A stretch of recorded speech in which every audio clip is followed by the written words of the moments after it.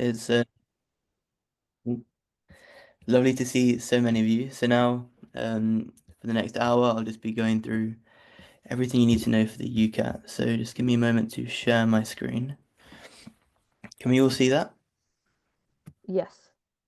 Okay, perfect. So, right, this is how. Oh, hang on a second. Okay, perfect. So, what this session is going to include, I'll just break down what the UCAT is, essentially, just why it's important. Then I'll be going through each of the section. I've got example questions that I've taken from the UCAT website just to give you an idea of what to expect, and I'll give you some tips on how to handle each section and the types of questions that you get in each. Then I've got some tips and some secrets which I came across when I was preparing and I wished someone had told me sooner. And we'll have like 15 minutes at the end for you guys to just ask your questions. So if you could pop them in the chat at the end, that'd be perfect. So, okay. So, what is the UCAT? It's an aptitude test, most importantly. It's not an IQ test, like a lot of people like to say. It's just testing your skills in these three regions, right? In your reading comprehension, your problem solving, and your numeracy. In these three cognitive sections, which are very time pressured.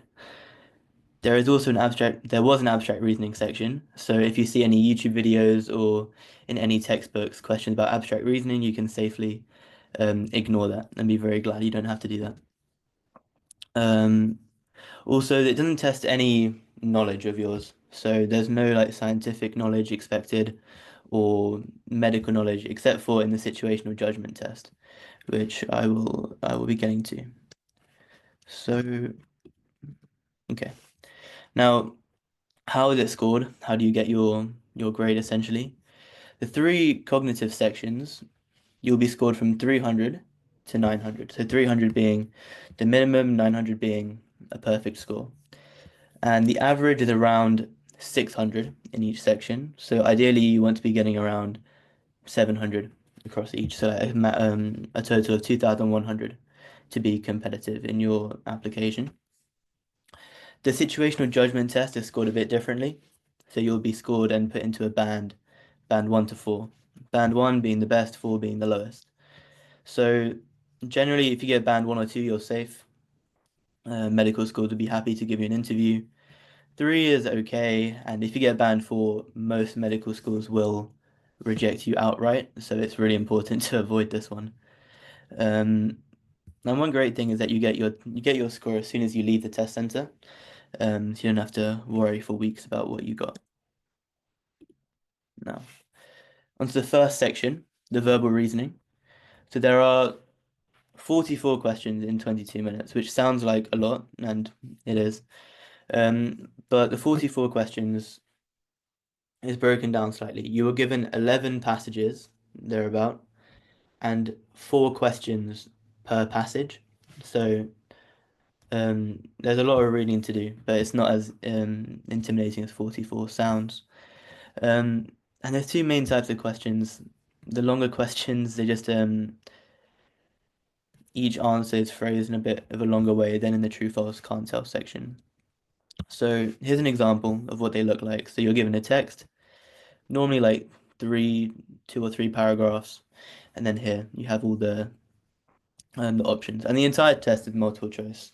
Um, so this is what one of the longer questions looks like. I'm not going to like go through it just because it would take too long, but you're given these options, um, and then on the other hand you have the true false can't tell, and this is an important distinction, especially when it comes to can't tell. So these tend to be a bit shorter as well. So some people find them easier. But one really important thing for the true false can't tell questions, if you're given a statement, you'll be given a statement that relates to the passage.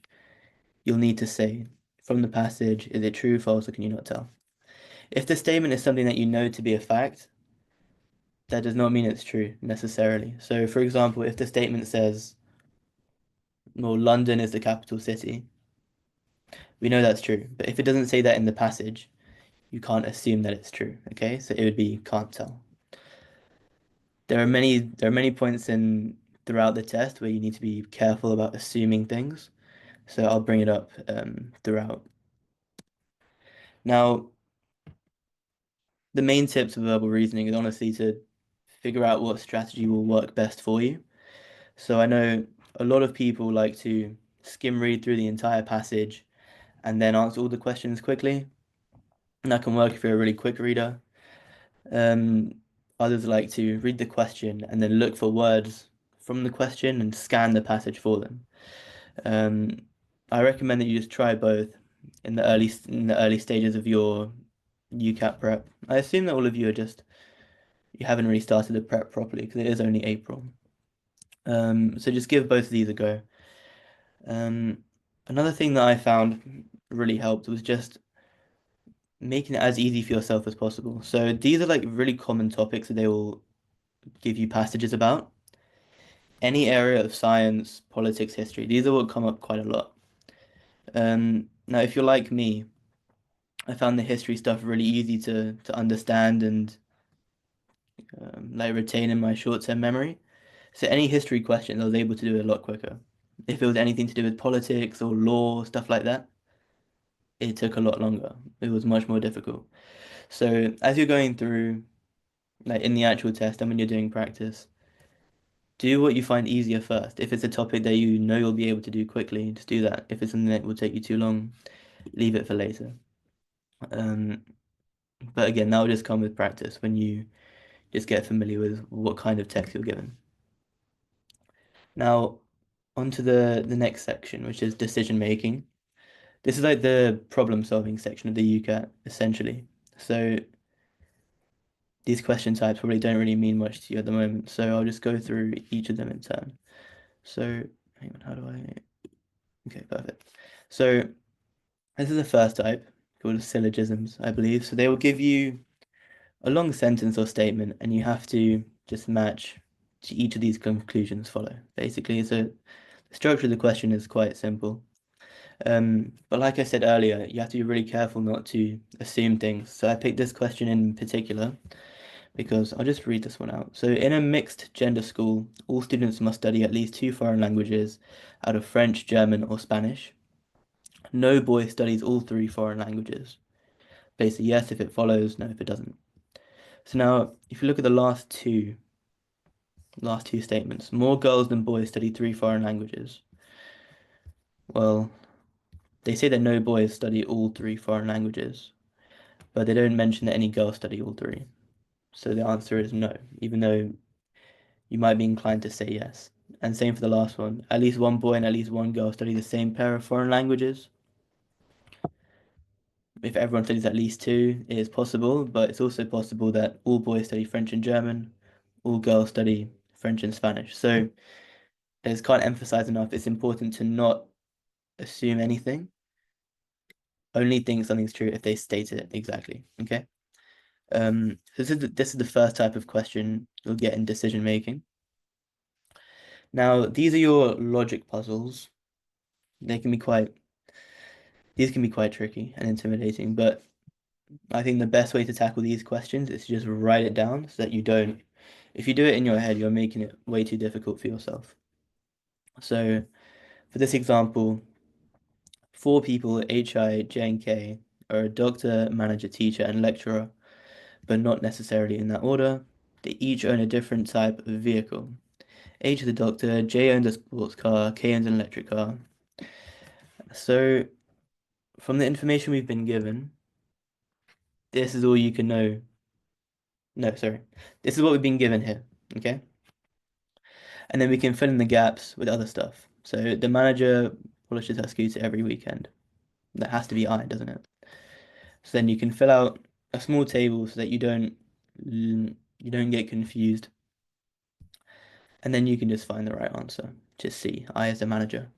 So in the UCAT, you are given a whiteboard and pen. So just make use of that, particularly in decision making and the quantitative reasoning section. Um, it will be really helpful for questions like this. Now, onto this one. This is again quite a tricky type of question where they give you a sentence or an argument and then arguments against it. And you have to pick which is the most relevant or the strongest one. So, in order to improve children's health, should fast food shops be banned from selling junk food to children at lunchtime during school terms? Select the strongest argument below. So, yes, because junk food is a major cause of obesity and poor health in children, and may reduce their ability to benefit from education in the afternoon. Yes, children who leave school to visit junk food shops at lunchtime will be unsupervised and may become a nuisance. The important thing to look for in these is what's the stem of the question really asking? It's asking about improving children's health. So do any of these actually talk about children's health? Well, A does, major cause of obesity and poor health. To the rest, it talks about putting owners out of business, increasing unemployment. It's not really relevant. It's not really tackling the core of the question. And same with the last one. Lunchtime are too short. If the children can't get home, it's important they go somewhere for cheap food. So the answer is A, because you have to be really quite precise. Even if the other arguments are good arguments, um, you have to pick the best one for what they've given you at the start. So these um, they can really be quite tricky. So um, just doing a lot of practice and you'll get the hang of these. Um, now, okay, oh, sorry. Yeah. So as with before, when they can give you like a statement and sentence and ask you yes or no, they can do it with data and tables and stuff like that. So it's just the same concept. Make sure you read the entire sentence because the stuff at the top is really important. And then just interpret from the graph. So, for example, for this one, coffee brew has been extracted for 4 minutes is the least flavorful. So let's go back to the top.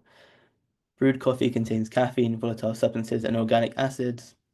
Volatile substances lead to a distinct aromatic flavor to coffee. Organic acids lend to a bitter taste to coffee. The graph shows the relationship between extraction time and the amount extracted for the three components. So coffee brewed at extracted at 4 minutes is the least flavorful. At 4 minutes, what do we have? What leads to the flavor? Volatile substances lead to an aromatic flavor to the coffee, where volatile substances are the most high. So is it the least flavorful? No, probably the most flavorful, right? So I'm not going to teach you how to interpret graphs, but like I said before, it's important to not ever assume things. So for the last two, for a perfectly aromatic cup of coffee, the powder should be finely. It doesn't mention anywhere here about grinding coffee. Okay, so don't assume anything. And same, the last one, the higher the temperature, the more bitter the taste. Never mentions it. So, um, I don't know. Like even if you know stuff about this, don't assume. Okay. Um, so yeah, that's another really common question type. I guarantee you'll see a lot of these. Now you get the Venn diagrams, which are a bit weird. There's two types of Venn diagrams. This is the first one.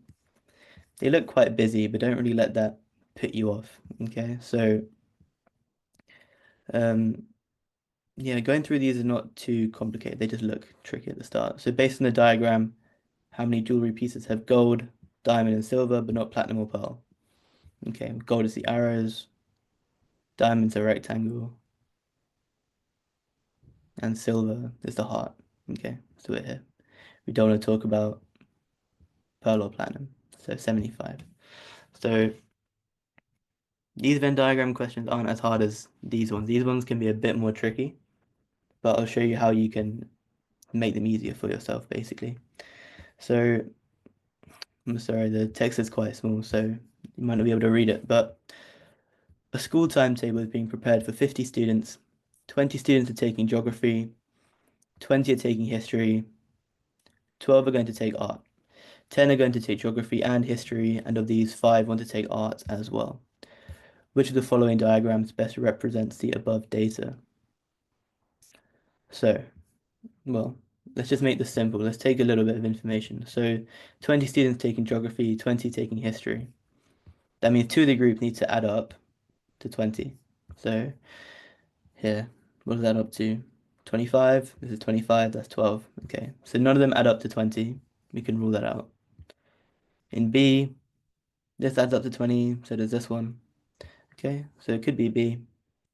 With C, these two groups add up to 20. And then the last one, what does that add up to? 17, 15, 20. Okay, so we can rule out D. So it's between B and C. Then it says what else? 10 are going to take geography and history. So the two groups that have 20 are going to share 10. So these are two groups of 20. They only share 5. Now here in C, the two groups of 20 share 10. So then the answer is 10. Sorry, the answer is C. Um, but notice how you didn't actually need to. They gave you information about art. 12 are going to take art. 5 want to take art as well. But you didn't actually need that to answer the question. So they can sometimes give you, well, I'm sure you could tackle it a different way where you consider the art, but you don't necessarily need to. So try and make it more simple for yourself. Don't overwhelm yourself with all the information they give you. They will also ask you some probability in this section, but it's nothing that you wouldn't have done at GCSE level. Same with the maths section actually. Um, but here, for pretty much all the probability questions, just writing it down, write down all the possibilities that you could get. So for example, in this one, Jason is playing a game with two dice. Dice A has the numbers 1, 2, 3, 4, 6, and 8. B has the numbers 2, 6, 3, 5, 7, 9. Person can select any of the following games to play. So in game 1, you roll both dice and you win if they both show even numbers. And in game 2, you win if they both show odd numbers. So before you read any of this, just figure out what's the chances of winning either game. So how many even numbers do we have here? 1, 2, wait, sorry. 1, 2, 3, 4. And on dice B, you have what? 2. So you have 4 out of 6 times 2 out of 6. That's what? 8 over 36. Now in game 2, you roll both dice and you win if they both have odd numbers. So how many odd do you have here? 1, 2, 2 here, and 1, 2, 3, 4 here. So again, 2 out of 6 times 4 out of 6, 8 over 36. Yeah, 8 over 36. So the chance of winning either game is the same. So for the probability, don't go straight to the answers. Just figure out what are the chances of each of them happening, write it down, and you'll just lead yourself to the answer.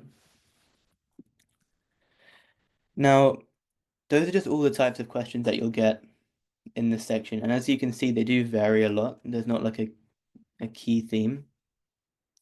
So you'll find that you're better at some than others. Like if you were always good at maths, then you'll find the probability stuff pretty simple. Um, and just do that first, because I think when the way it was structured when I did it, they just gave it to you in blocks. They give you like 5 of the first type, 5 of the next type, 5, 5, 5. Um, so if you just come across a section of questions that you're not so good at, just skip them, do the ones that you're good at first, and come back later if you have time. Like I said, like use the whiteboard, especially for any of the Venn diagram questions, the logic puzzles, probability. It will help you out so much. It'll just save so much time, stop you from confusing yourself, basically. As I've said so many times, don't assume things. And read the question really carefully because just small words like and or many, some, any, they will completely change the meaning of any question. So don't let that catch you out. Now, the quantitative reasoning, I think it's the one that people find, like generally people get along with the most.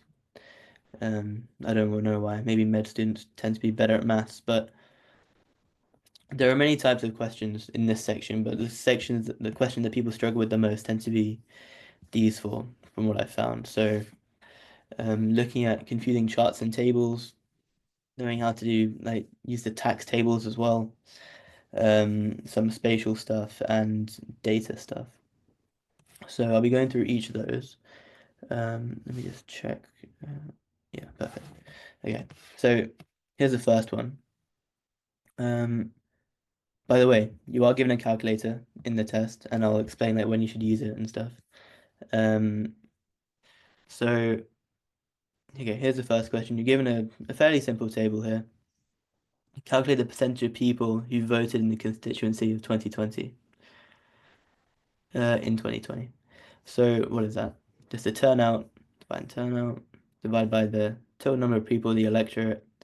So it's 59,528 divided by 85,466. I don't know anyone who could do that off the top of their head. So you could use the calculator, but you really don't need to, because if you just look at the answers, all of them are below 50% apart from one. But I think like 59,000 over 85,000, I think you can see that's going to be more than 50%. So save your time. Don't always use the calculator, even though it can be tempting. Um, in this case, it'd be a waste of time. There will be times when you need to use it. But I just wanted to show you that so that you don't get too over-reliant on the calculator. Now this is like the tax tables. So I'll explain how to do it. They have given an example. So here is a table. This is the annual taxable income bracket. These are different tax brackets. The rates that you pay and the total tax paid at the top of the bracket. So the example they've given, a person with an annual taxable income of 60,000 will pay 4,990 plus 25% of 60,000 minus 36,250. So they're in this bracket, they make 60,000 a year. So they pay the maximum for the previous bracket, see that's the one above, plus 25% their tax rate on all the money they make between 36,250 to 60,000. So I'll show you with the example they've given us here. Oh no, sorry, this is the question now. 28,950. What bracket do they fall under? They fall under this bracket. 8,950 to 36,000. So they pay 895 from the previous bracket plus 15% of the money they make, 28,950 minus 8,950. So 20,000, they'll pay 15% rate on 20,000. So what's 15%? 20,000, that's 3,000. So 3,000 plus the 895 from the previous bracket, that gets you to the answer. So unfortunately, that's just something you'll have to learn. Um, but it's not too complicated. Now, they will also show you some graph questions. Just if you can interpret data from the graph, you'll be fine. Just to read across. I'm not going to teach you how to read a graph. But they will add more stuff to make it more complicated. Like this question, it has the data interpretation from the graph, but it also has currency conversion. So um, the graph is in pounds, but then they're talking about um, selling the jackets in dollars. They will always tell you the currency conversion, by the way. You never have to memorize that. That would be insane. So yeah, just always be careful of like unit conversions. That's an example of what one of the graph questions could look like. And they could also ask you some like spatial stuff. Like not too like quite similar to what you'd get in your GCSEs basically. So it's quite a simple one, just basically find the area of a few pieces of a few rectangles pretty much. Um so I guess if you're doing like A-level math, this wouldn't be like any problem for you, but for anyone who left maths at GCSE, that could be something to go back and revise maybe. And now lastly, a bit of data stuff. So you've got a small table here showing some temperatures. The maximum temperature in June is 18 degrees, oh sorry, it's greater than 18 degrees. What is the median of the maximum temperatures if the maximum temperature in June is also included? Okay, so we have January to May. If we include June, which is greater than 18, what's the median? So if anyone's forgotten, the median is like if you get all your data points and put them in order from smallest to largest, the median is like the mid-list value, basically. So imagine we have 18 here for June. So the middle value would be the value between the third and the fourth, if that makes sense. So it would be 10 degrees. It's between 8 and 12. So like just if you've forgotten like the definitions of like mean, median, mode, and range, I would definitely go back and have a look at that because that certainly comes up quite a lot in this quantitative reasoning section. Now, I wish I knew this. In the UCAT, you actually get given a keyboard that looks like this. So when you're practicing, you'll see you get a small keyboard. Sorry, you get a small calculator on the screen. Don't use the mouse to like type it in. Just use a get a keyboard like this, like find one at home or like get one from the school or the shop. It will make you like 100 times quicker. So yeah, just start practicing with this. You'll get one in the test. Know when to skip a question, like I've said for pretty much every section, but I think for quantitative reasoning, it's very easy to get stuck without realizing. When you're doing your practice mocks and stuff, it will tell you how many seconds you spent on each question. And I guarantee in the quantitative reasoning, you'll spend way too much time on questions. So when you feel you're getting stuck, when you feel like you're getting nowhere, just move on. Um, and just some important things for people that it's been a long time since you've done much maths. Important formulas like speed is distance over time. Percentage change, I think a lot of people get caught out with this. It's the final value minus the initial value divided by the initial value times 100%. And yeah, revise some like unit conversions. So for example, like with meters, know how to convert between like micrometers, millimeters, centimeters, kilometers, whatever. And also, yeah, just like revise, go ahead and read what the definitions like direct and inverse proportions. That's all stuff that um, could come up. Now, the first three sections are like the time pressured ones. This is the most chill one in a way because you'll have time to go through the entire thing and actually check all your answers. Even though it doesn't look like it, it's like many questions. But you'll be given these hypothetical scenarios where you're either a medical student, dental student, or a doctor, and you have to talk about how important some things are to consider, or how appropriate certain actions are um, as a medic. Um, so I'll just show you some examples. This is the first one. Let me just remove that. Okay. So Serena is a dental student who is shadowing a senior dentist, Mr. Wardett. Mr. Wardett is replacing a filling for a patient using a brand new tool. The tool is different to the one Serena conducted her training on at university. A few days later, another patient requires a filling replacement, and Mr. Wardett asks Serena to conduct the procedure while he supervises. She is not confident in her ability to use the new tool. How important to take into account are the following considerations for Serena when deciding to respond? So, the statement. The fact that she has never conducted the procedure using the new tool. So, let's give you a moment to think about it. So, in this case, is very important because, I mean, in all aspects of healthcare, like in dentistry, medicine, patient safety is always of utmost importance, and like competence as a student or as a doctor or dentist is always extremely important. So if you're never like confident or if you've not done something before properly, like Serena should 100% be telling Mr. Warden. So then either he can like take over and show her how to do it, or he can talk her through it, or whatever. So yeah, for that example, very important. Right. The next one. Vinny is with a group of other medical students revising anatomy in the dissecting room. There are dead bodies in the room. Some other students come in.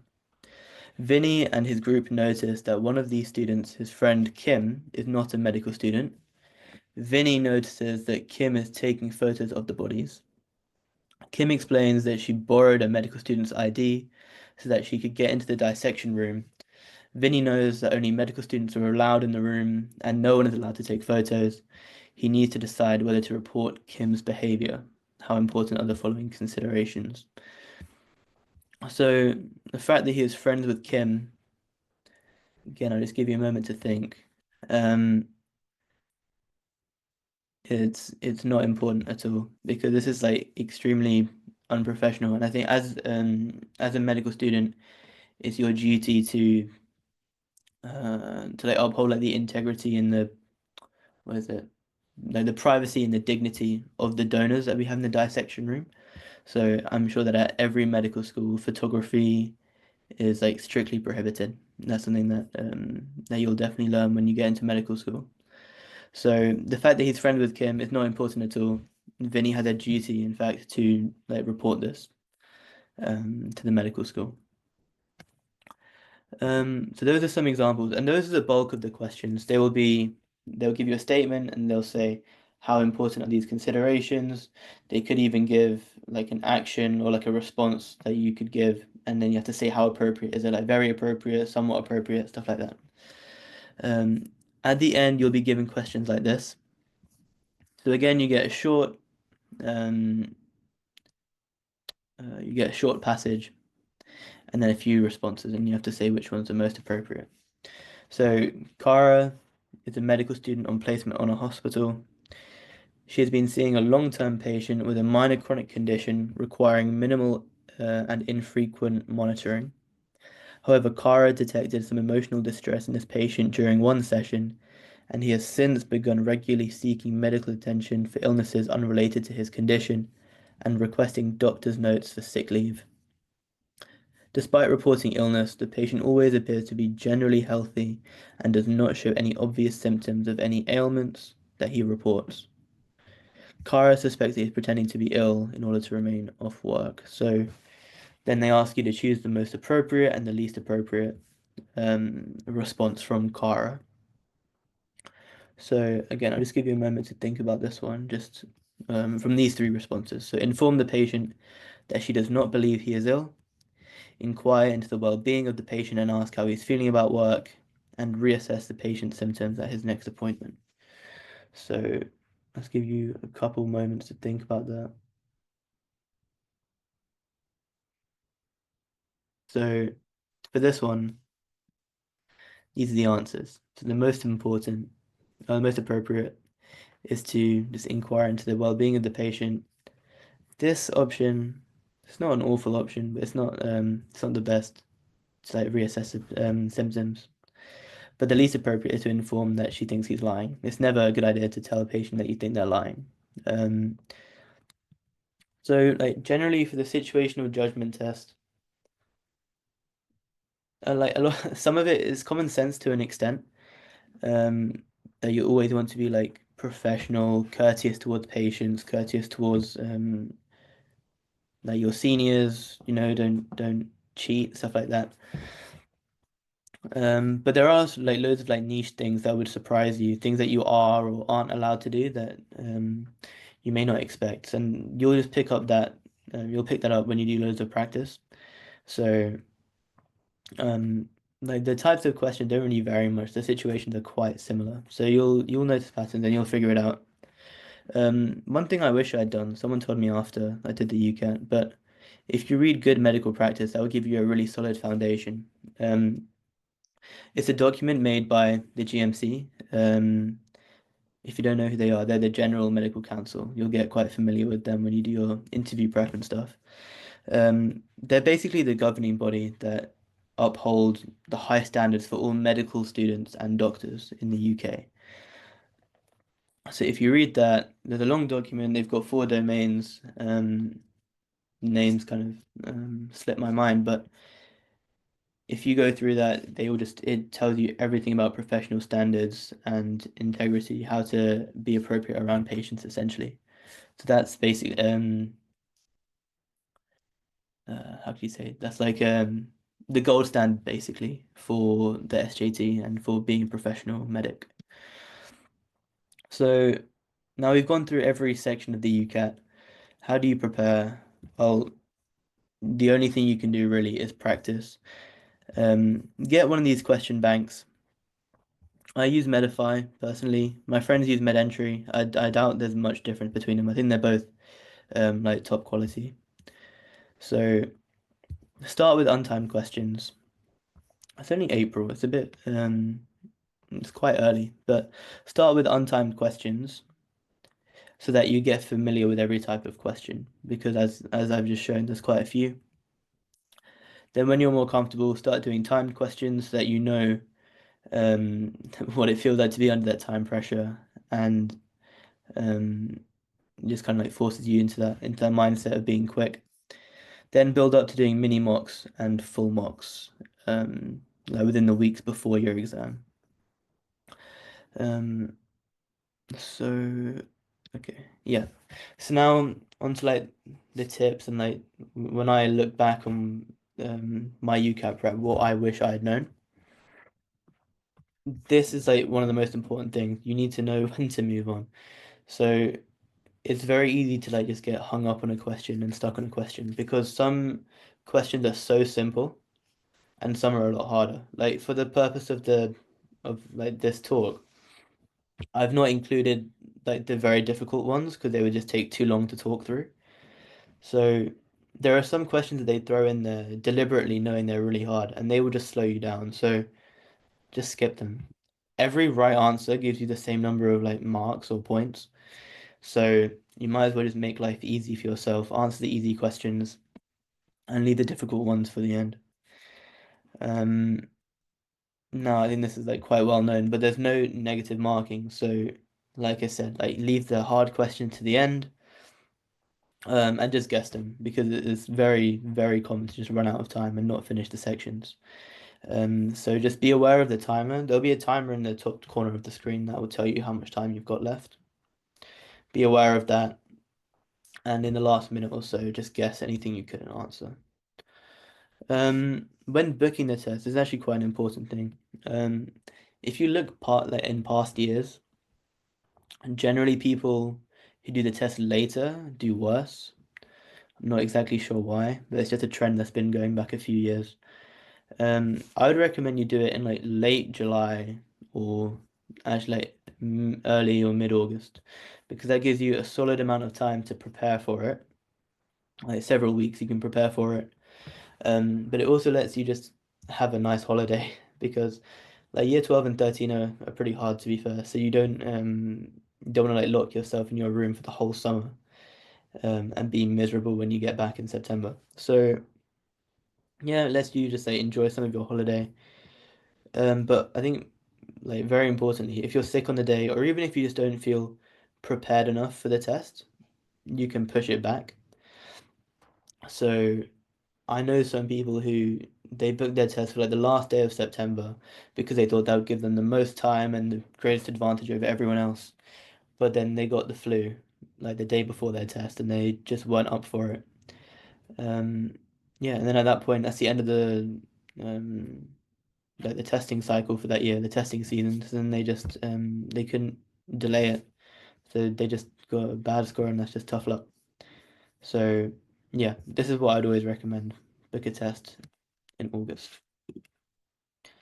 Now, this is like probably the most important thing. You need to be super prepared on the day because you can do loads of practice over the summer. You can be like so quick, you can be so smart, but if you're not feeling right on the day, you're gonna mess up. So I'd always recommend that you get to the test center early because you're gonna be quite nervous anyway for the test. You don't want to also have the added nerves of like traffic or like delays in the tube slowing you down. Have like get good rest the night before. Maybe try to book the test in the afternoon so you can sleep in the morning. Like I wouldn't want to do the UCAT at 9 in the morning. Have to get up at like 6 or 7 for it. It would be too early. Um, and caffeine, like energy drinks or coffee will really give you just like that added boost in mental focus that will like carry you through the first three sections because you won't really know it until you do practice, but the pace at which it moves, it's so quick that just anything that can help you concentrate better will like you might as well take it basically. Um, and lastly, just don't overdo it. Um, I think as a lot of like aspiring medics, you tend to be like quite hardworking people, so don't don't work too hard. Like when I was doing Medify, there were about 20 um yeah, there were like 20 mock tests and about like 40 mini mocks. There's no need to do all of them. It's not like your GCSEs or your A levels where just doing volume will help. They're all pretty much the same. All that you need to know from the mock test is what it feels like to do a long test, basically, because like without breaks, essentially. Um, so I recommend doing like maybe like five to 10 mocks would be good enough. Like full mocks would be good enough um to have done before you go in for the actual test. And another thing is that you are very likely. Oh wait, hang on. Before I move on to that, when it comes to the mock tests, don't get too easily influenced by the scores you get in the mocks because the scores that you get on these websites like Medify and MedEntry, they don't often correlate to what you actually get in the test. So, and I think back to when I did it, a lot of people in my school who were predicted really high on these websites got the lowest scores. And me and my friend who were predicted quite low got ended up getting really high scores. So like don't let it put you down, but also don't let it like get to your head basically. Those scores are just a rough guidance. Only thing I would say like with the mock test, make sure that your scores are consistent or like always improving. And that's pretty much all you can do. Um, and yeah, when it comes to burnout, like it is very common because when you're preparing in the summer, most likely you'll be doing like a few hours every day and like you won't notice it. But like subconsciously you'll be putting in less effort. You'll be making loads of silly mistakes. Your scores will just start to drop out of nowhere. And that can be really demoralizing when that's all you've been doing for like the last 6 or 8 weeks. But when that happens, when you notice that you've just burnt out, just stop for like 3 days. Don't do any practice. Just like enjoy your life for a bit, like hang out with your friends, go to the park, whatever, and then come back 3 days later refreshed. And I guarantee your scores will go up. They will go back up higher to what they ever were before. So just like let your brain have a reset, and you'll be fine. Like just having a few days off, you won't have like lost the skills that you've been um developing over the last several weeks. And yeah, like when you burn out, don't give up. I think I quit like 3 times when I was doing the UCAT prep, but um don't let it discourage you too much. Like the UCAT's just one hurdle, and yeah, you'll be in medical school before you know it. So that's all I had prepared. Do we have any questions? Let me just check in the chat. Hang on a minute. Oh wait, we had some throughout. Okay. Right, okay. Okay. So just I'll be going through the question that you all put in and I'll just keep adding questions now.